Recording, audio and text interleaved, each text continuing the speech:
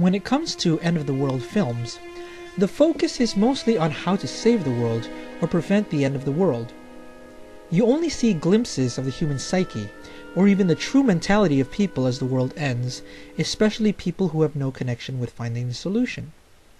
Most of the time, we either see the characters as part of who's going to save the world, or we just see everyone panicking in a frenzy where everyone is looting and rioting and running scared. But how would people really react if they had any inkling that the world might end soon, and that there was definite proof that it could and would happen? This is Melancholia.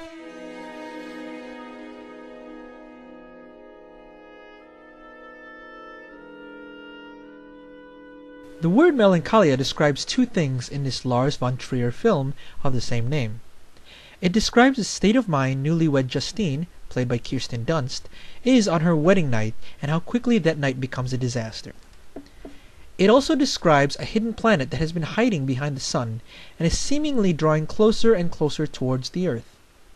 The characters are left wondering whether the planet will spell the end of times for Earth or if this is another one of those close calls. Artistically beautiful, great performances, and a very haunting soundtrack paint the picture of this film where a family and human nature is observed closely in this end-of-the-world apocalyptic film. Having never seen a Lars von Trier film before, I didn't know what I was getting myself into.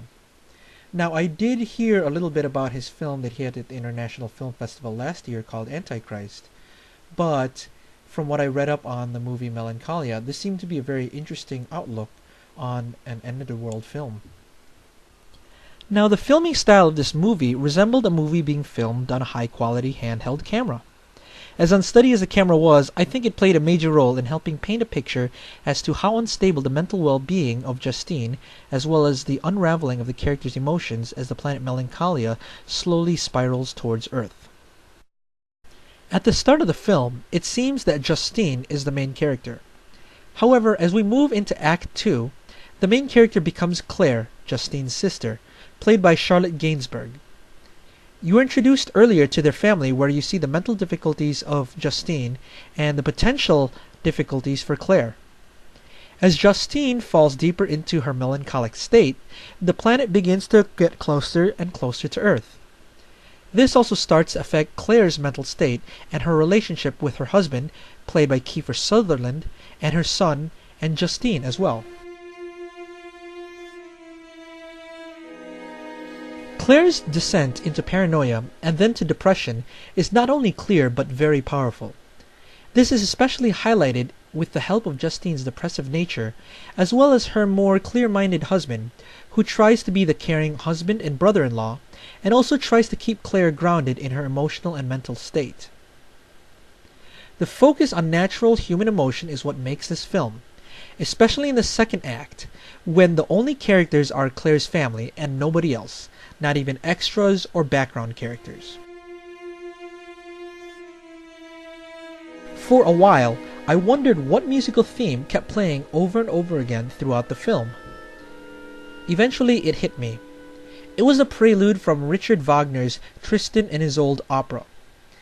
It is also played a lot throughout the film and does highlight the sadness of the film, both for the situations of the planet headed towards Earth, as well as Justine and Claire's descent into depression and loss of hope. Music played a major role in telling the story and the emotions of the characters. Now, this may not be my type of film, but the film was good nonetheless and really drew the interest of the audience. As a matter of fact, I had to wait in line for rush tickets just to see this film. This was sold out before the festival even began. Now, I give this film a B grade for its quality and its unique story of the end of the world, with a focus on human nature and human personality.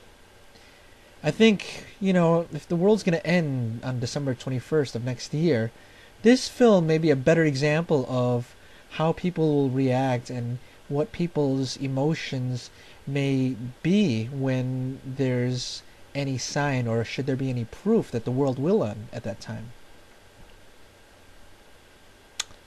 Yeah, I apologize for leaving you all in this melancholic state, but don't fret.